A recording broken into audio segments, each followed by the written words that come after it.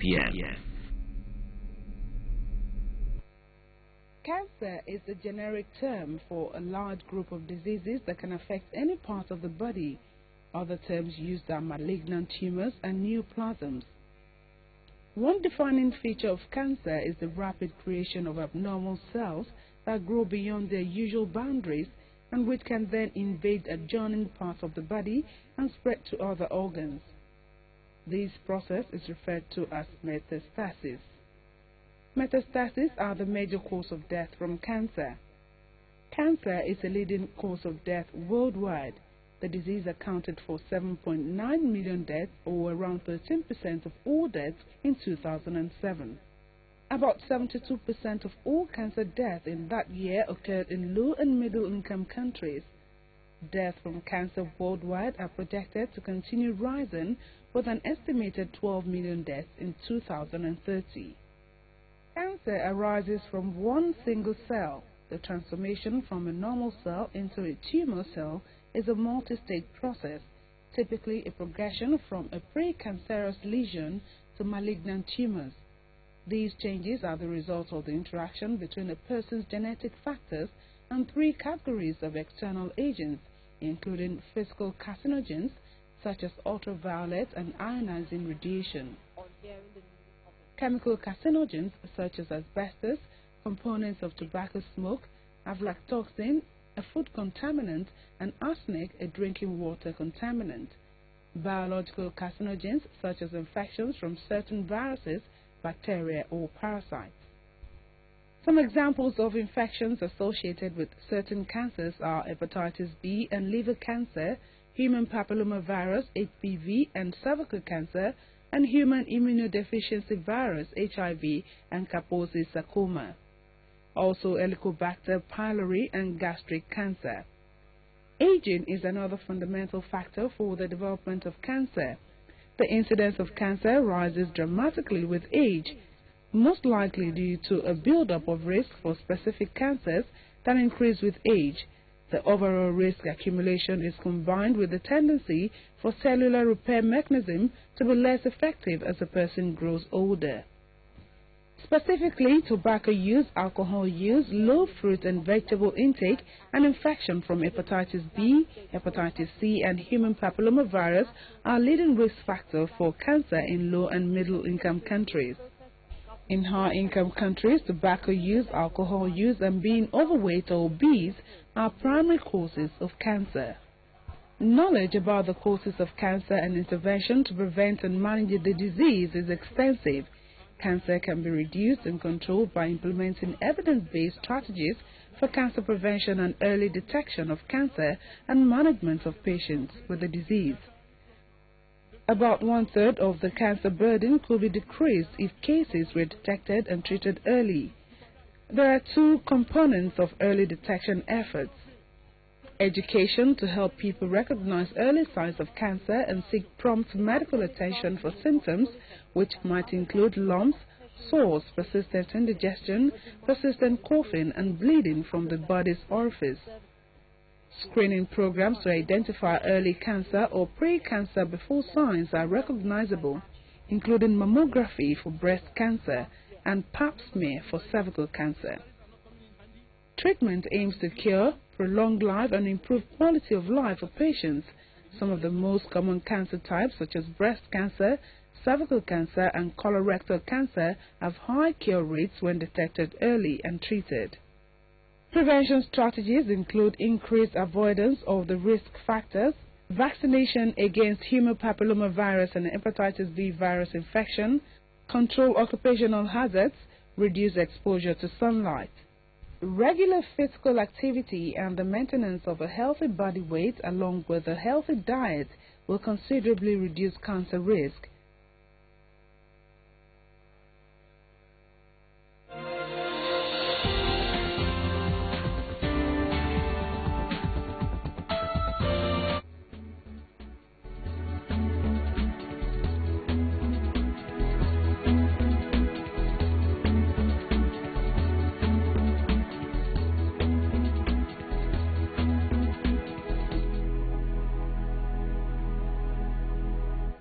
welcome to News Track on Channels Television Lagos. I'm Harriet Agbin. And I'm Ayotunde Balogun. These are the stories we're tracking at this hour. Well, labour unions are expected to meet with state governments today over the payment of the new minimum wage, as negotiations yesterday between Labour and federal government ended in a deadlock because officials of the two sides failed to strike a deal. At the meeting, representatives of the government agreed to review the payment plan to include workers on levels 7 to 16, as against an earlier offer to pay only workers on levels 1 to 6. But government said it can only pay workers on levels 1 to 6 immediately and would pay those on levels 7 to 16 in January next year because the fund was not included in this year's budget. However, Labour officials rejected the government's proposal and said the strike will go ahead as scheduled for Wednesday.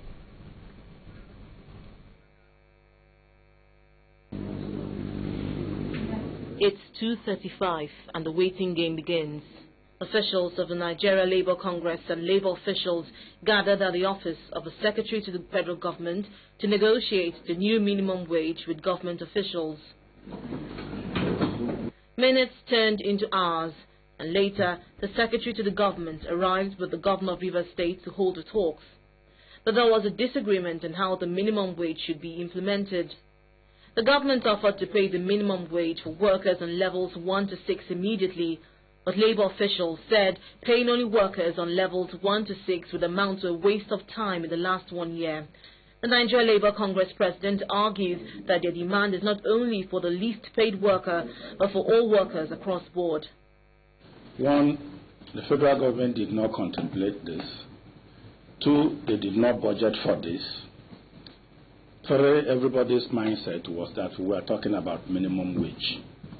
People know, especially those with whom we had sat day in, day out at that committee, and it was salary increment Nigerian workers were asking for. How on earth do we come at the tail end to say, no, the issue is minimum wage? Who is going to benefit? The Minister of Labour then announced a new offer of increasing the wages of workers on levels 7 to 16, but the payment will be effected in January next year. The Governor of Rivers State appealed to Labour officials to accept the proposal. In principle, has been accepted to mean 1 to 16 or 17, as the case may be. But the issue now is the funding. If there are disagreements on the mode of implementation, I will only appeal to Labour to dispassionately look at the issues being raised by all the parties involved in this, and to please suspend the strike until we finish negotiating. Both sides then went into a closed-door meeting, but the meeting ended after 1.5 hours without a deal. The progress is not that enough to cater for the needs and yearnings of Nigerian workers yet. I think as it stands now, if you ask me to judge by this meeting, I think the strike still stands. After hours of discussions between the labour unions and the federal government, it appears that the talks deadlocked, as both sides could not conclude on how to implement national minimum wage across board. The labour unions will be meeting with the governors on Tuesday, but as it stands, the strike may hold on Wednesday as planned. Linda Kigbe, Channels Television News. Well, barring any last-minute change of plan, labour unions in the country will commence a 3-day warning strike in just over 24 hours from now over the 18,000 naira minimum wage. If the strike holds, government and commercial activities will come to a halt, as the unions say they will shut down both the air and sea ports. Well, the warning strike is coming in spite of a joint pledge by state governors to pay. In this next report, senior correspondent Digit Badamasi looks at the argument put forward by both sides to the dispute. 40%. 40%. To the state? To the state. Okay. If we get that, we'll be very willing to pay the 18,000 naira. They say go to IGR. Oh, you must have IGR and all that. Apart from Rivers and Lagos, tell me where else you can get an IGR. Tell me how much the man who lives in Taraba can pay as tax. That's how much Rivers State Governor and Chairman of the Governors Forum, Rotimi Amechi, said about the controversial national minimum wage some 2 weeks back. What was Labour's response to all of that? Your guess is as good as mine. For us in the labour movement, particularly the NLC, this is the kind of scenario we have been trying to avoid and prevent. You get to see a whole lot of wildcat strike. To make good its threat of that wildcat strike, as the NLC Vice President puts it there, the unions announced just last week that they would embark on a 3-day warning strike beginning from Wednesday, July the 20th, to let the government know it means business. Just days to the commencement of the warning strike, however, the governors who had all the while said they would not be able to pay the 18,000 naira minimum wage without a corresponding increase in their revenue from the Federation account changed their position, announcing they were now willing to pay. The forum resolved to comply with the provisions of the Minimum Wage Act and further agree that individual states should commence implementation modalities. But would that put a halt to the scheduled warning strike? No way. Labour is now announcing a new rule of engagement. What the NLC, TUC and the Nigerian working people demand is a signed agreement between the federal government and state governments on one hand and the NLC and TUC on the other hand, stating, one, the new national minimum wage of 18,000 will be implemented across board based on salary relativity that will not distort the payment table at the federal, state, and local government levels. Two, that the payment of the new minimum wage will take effect from March 23rd, 2011, which was the day President Goodluck signed the new national minimum wage into law. Three, that the arrears from the minimum wage accruing from the 23rd of March will be paid within 3 months. When the President signed the National Minimum Wage Bill into law in March this year after a long-drawn negotiation process with the labor unions, no one had expected the country would be on the brink of a nationwide strike so soon. But that is a reality staring everyone in the face. At the time we were negotiating, we took all indices into consideration: ability to pay, the PPP purchasing power parity, and the inflationary rate, and some other indices that you cannot controvert. While there's no doubt at all that Labour has its own points, the governors too have a strong case as well. Take Kwara for instance. Kwara State has about 15,000 staff. They earn 2.2 billion from the federal government. They are currently paying 900 and something million naira. If you put at they are doing 9.2, 9,200, 9,500 as minimum wage now. Now, if you add, say, another 9,000 to that, they are hitting 2.2 billion. It goes without saying that Labour and the government will eventually reach a settlement, even in the face of the new conditions the unions are putting forward. But there's no arguing the fact that the leadership of the unions will come under enormous pressure not to go ahead with the warning strike. Whether they will yield to that pressure is very much debatable. In the final analysis, there's no question whatsoever that without an increase in their revenue, some states will definitely find it difficult to meet the new minimum wage regime. Besides, you can expect that most of them will now begin to place indefinite embargoes on employment. DG Badimasi, Channels Television News. British Prime Minister David Cameron restrains Britain's commitment to boost trade and investment in Nigeria. Find out more on that story and other stories we're tracking here on News Track in a moment. Please stay with us. Fast-paced world, get the news every hour. Stay with Channels Television to reset the agenda on Sunrise Daily. On Sunrise Daily, we don't just set the agenda and cross-fertilize ideas. Explore some of the world's best scenes. It's only 3 days on board and the party. News and events beyond your boundaries. The latest, rebels in Misrata State Gaddafi forces have launched. Get your news and get it fast. Pension and the House will represent David Landis Province. Channels Television, your home for the news.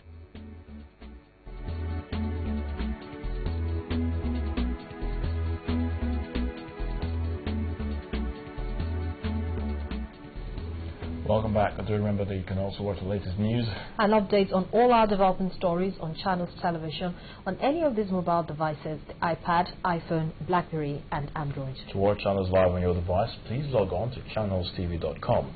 Then select your device platform by clicking on the Application tab. For iPad or iPhone, click on the Apple tab, and for BlackBerry, click on the BlackBerry tab. Well, the British Prime Minister, Mr. David Cameron, has restated Britain's commitment to Nigeria and the whole of Africa's development through trade, saving lives and giving access to the poorest nations of the continent.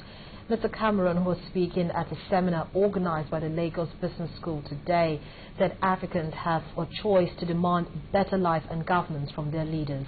He noted that skeptics of democracy, trade and international aid can be put to shame through transparency in governance that will eventually lead to Nigerians and Africans benefiting from their mineral wealth. The future of Africa is yours to determine. The responsibility is for you to stand up and hold your governments to account. Across Africa, we can already see the powerful things that happen when the African people rise up and decide to shape their own future. From tackling election abuse in Zimbabwe to the political violence in Kenya, it's not just about donors or governments or NGOs or the private sector. It's about you. It's about what you do. You can hold your government to account. You can insist on a bigger say in how your country is run. You can stand up and say, in this generation, my child should be vaccinated and go to school. And you can demand more participation in your economy and having a job. These are the demands the people have made in Egypt, in Tunisia, in Libya. These are the demands that have propelled the Arab Spring. And these are the demands which, supported by a revolution in trade and enterprise, mean that Africa can seize its moment of opportunity. At stake is quite simply the chance to change millions of lives across your continent. The future of Africa is yours, and you have to seize it. Thank you.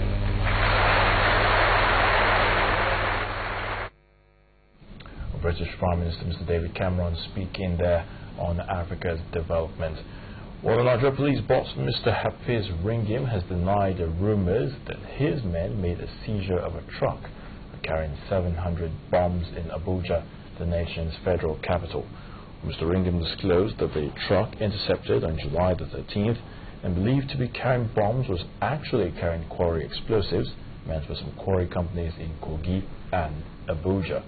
He advised Nigerians to desist from spreading false information, insisting that such reports could degenerate into a breakdown of law and order, especially at a time when public apprehension is at its peak. On the truck was commercial explosive items being ordinarily and routinely used by quarries in their day-to-day activities.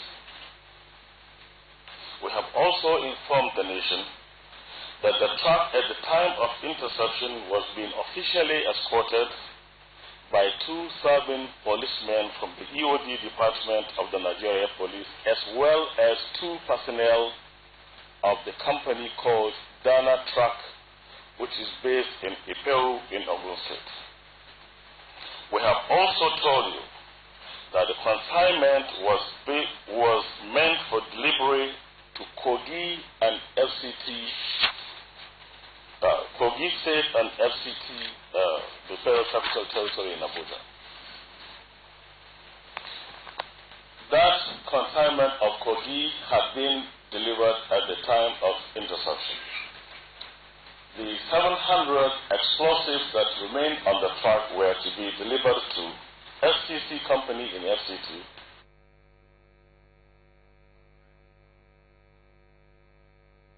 Well, the Niger Delta Development Commission has warned contractors handling projects in the Niger Delta region to ensure full compliance with project specifications and speedy completion of contractual obligations or face the wrath of the Commission. The Managing Director, Mr. Chubuzo Owaha, handed down the warning while touring some project sites in Delta State.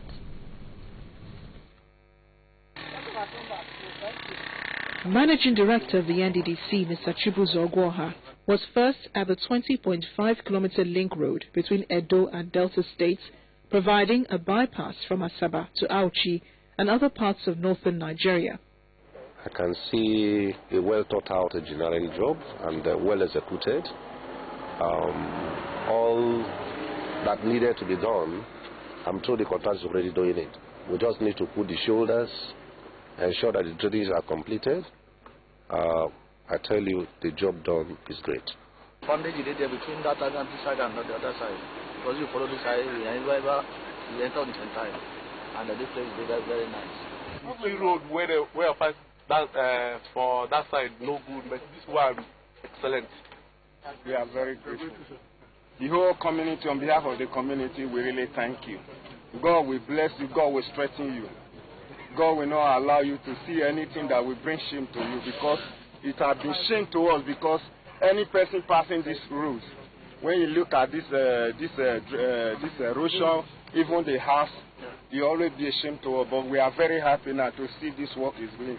His next stop was the 40.6-kilometer road linking two major local government areas of Ndokwa West to Kwani, the longest ever completed by the Commission. Well, the job is already through. It's made all the payments, or nearly all the payments. If there's any job that's going to be done, that's been done at the current stage. For any good project, I think the minimum should be about 10-15 years. The bridge is forever.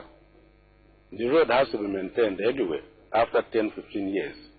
The NDDC boss was not in a hurry to get to Delta State as he moved on to inspect the 7.5-kilometer two-lane single-carriage way in Ogara, linking Otefe and Overde in Delta State. There he handed down a warning to all contractors handling the Commission's project. A good contractor will do the right thing, whether supervised or not supervised. Any contractor that will only achieve a good quality job only when he supervised is not a good contractor. If we discover that the contractors are not doing their job well, the quality is not maintained, I'll be very ready to blacklist any contractor that's not doing well, because our money must have value. These roads are expected to open up the areas for rapid development, put a stop to the difficulty being experienced in the transportation of goods and persons to and from the local government areas.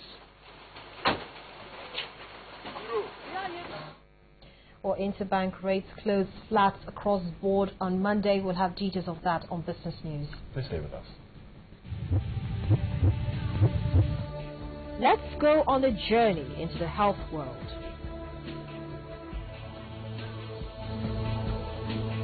In less than 30 minutes, every Tuesday, Health News reports on the latest medical breakthroughs in research and treatment, analyzing government's health policies, and bring you up to speed with current medical studies, general health and safety.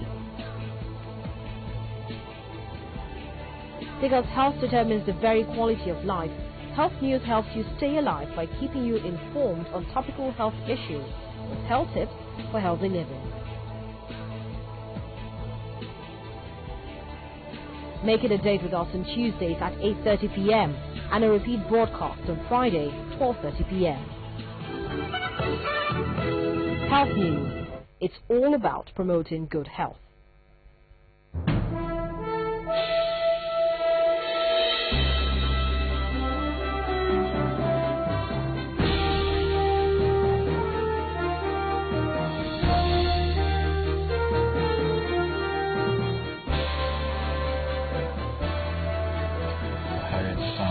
Some business news. That's true. Nigeria's inflation has dropped by 2.2% to 10.2% year-on-year for the month of June. Well, figures from the National Bureau of Statistics shows food prices slipped to 9.2% for the month under review. But market watchers attribute this to 3 consecutive increases in interest rates by the Monetary Policy Committee of the Central Bank of Nigeria. Core investors planning to invest in any of the rescued commercial lenders in the country must possess good track records in the areas of financial stability, good corporate governance and acceptable risk management practices. This was revealed by the Deputy Governor of the Central Bank of Nigeria in charge of financial system stability, Dr. Kingsley Mohalu, while briefing the press on the state of banks in Lagos. Dr. Mohalu stated that 3 of the 8 rescued banks that have signed the transaction implementation agreements with strategic partners must now seek shareholders' approval for the successful completion of the recapitalization process. 2 years ago, after special examinations were conducted by the regulators in Nigeria's financial services sector, 8 of the country's 24 commercial banks were found to have significant deficiencies in capital adequacy, liquidity requirements, and poor corporate governance, resulting in the intervention of the central bank to stem any possible systemic collapse of the entire financial sector. Today, the action of the Apex Bank seems to be yielding positive results. I'm delighted to announce that 3 of the rescued banks, that is to say, Intercontinental Bank, FinBank, and Union Bank, have moved beyond Memoranda of Understanding, that is MOUs, to the signing of transaction implementation agreements, TIAs, with strategic partners as at Friday, 15 July 2011. The recapitalization process has faced a number of challenges owing to legal actions instituted by multiple stakeholders. With the signing of the transaction implementation agreements by FinBank, Intercontinental Bank, and Union Bank with some core investors, shareholders who have accused the CBN of disregarding them may now decide how the process will be completed.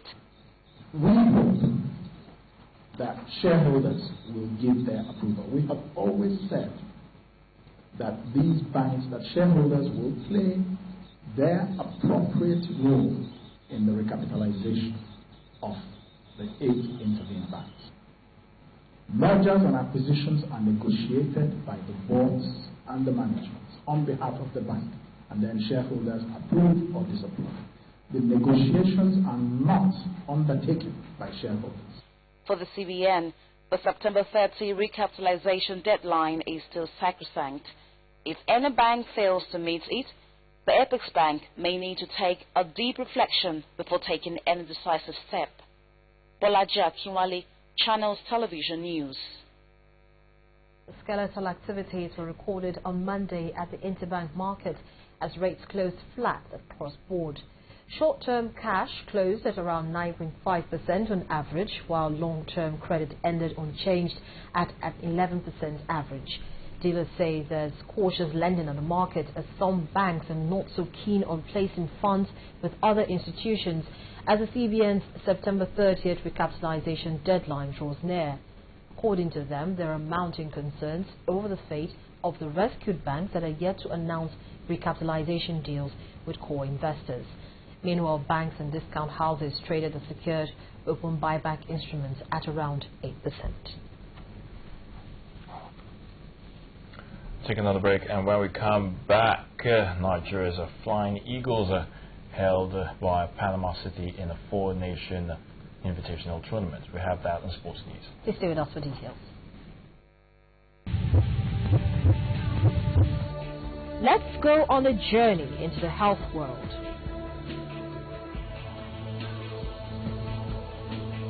In less than 30 minutes every Tuesday, Health News reports on the latest medical breakthroughs in research and treatment, analyzing government's health policies, and bring you up to speed with current medical studies, general health and safety. Because health determines the very quality of life, Health News helps you stay alive by keeping you informed on topical health issues with health tips for healthy living. Make it a date with us on Tuesdays at 8:30 p.m. and a repeat broadcast on Friday, 12:30 p.m. Health News. It's all about promoting good health.